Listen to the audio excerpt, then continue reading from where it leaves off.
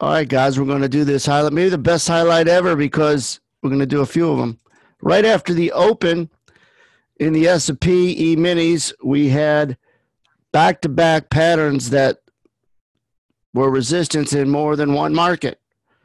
We had the middle of consolidation that worked well around 56 even, the middle of this consolidation box, okay? And then, no. Let's zoom in on this right here. There was a little two-step here on the way down. So we open up, they drive it lower. It's a bearish moment, or bullish to bearish, and they do a little two-step. They follow through. Where could they come back? The center of that two-step was around 56 even, and they hit them again and went lower. Now, if that's not interesting, what was important was that the NASDAQ at the same time was right after 8:30 Central, had a similar resistance retest center of the box that happened at the same time. Here was the consolidation box. They ran into it. They chopped around. They ran lower. They come back on the test. The center of it is not a coincidence, and then they run lower. So you had two markets, essentially cousins, right? Both stock indexes, and both came into resistance for an opportunity to qualify a short to get on the right side of the market. The other was the reprice highlight. And remember, we're talking about this during the room in real time, just highlighting what happened in the room. So when people think or say, what goes on in this room? Can I have a free trial? You don't need one. You got 200 videos like this one that talks about what we talk about when the room goes on. Better than any kind of trial. So in here, you've got the market at 9 o'clock Central. A couple things happened, newsworthy. Number one, we had Richmond Fed, which isn't a big number, but had a huge upside miss.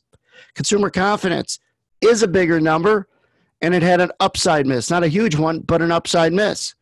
Both are positive for stocks because they're positive for the economy.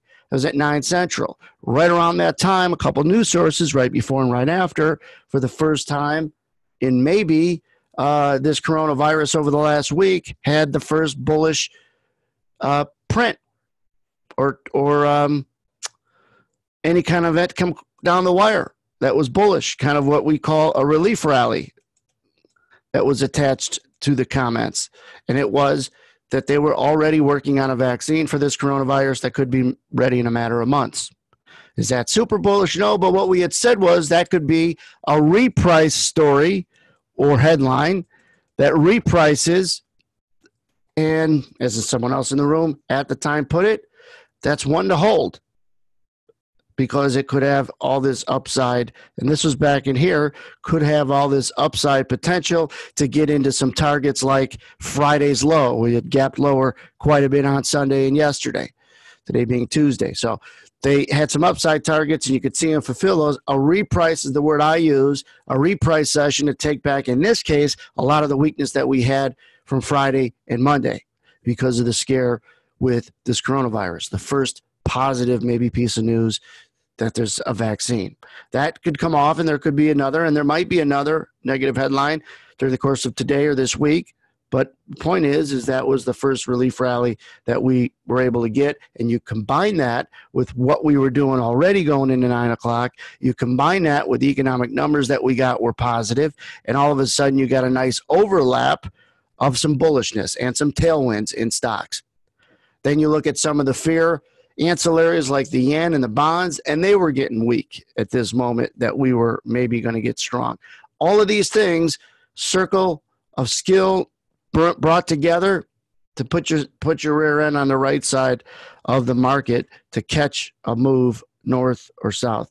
But again, the fact that you had two markets, the NASDAQ and ES, that relate, both coming into potential resistance that looked the same at the same time, and then we had some economic numbers and some news that was maybe bullish for the first time in all this negative news this week with coronavirus.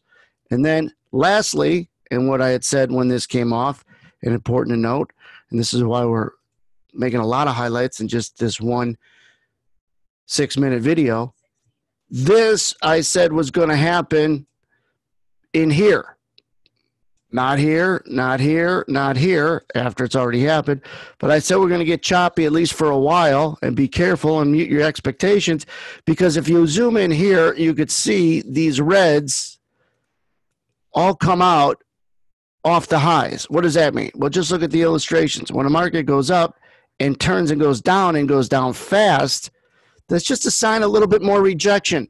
When the tempo comes off the highs fast, could be the sign of more rejection, which means that the high could be in temporarily.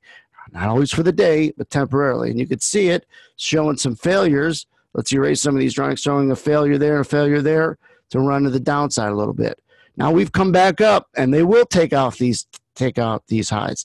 But this chop was predictable based on the speed at which we came off these highs. You didn't come off the speed that much with multiple red lines here, right? Or here. But in there, when you're gauging and you're always watching what matters, and that is order flow and the tempo of order flow, you could see and predict that. Be cautious, being super bullish for at least a while, and expect the chop that we got. Now with some upside pressure to retest Friday's low. Another thing I said is we're going to get underneath it a few points, which we have and which we're doing. And then when we go and test 80 even, which was Friday's low, we're not going to test it. We're probably going to go right through it. So everybody's sitting there looking to sell it, either get out of a long or get short, because they're going to play that resistance or potential resistance. It's already worked underneath it. It's already coiled underneath it. So you got to be careful, because they can go and test it and run right through it. And so you should already be out of a long trade if you were playing 80 evens as the target. You got to play it a few points below it when you had such a long reach. Hope you enjoyed it. Subscribe to this channel so you're notified as to when we do these videos, which are daily. Keep checking back. And this is your best bet of seeing a trial to what we talk about in the room every day.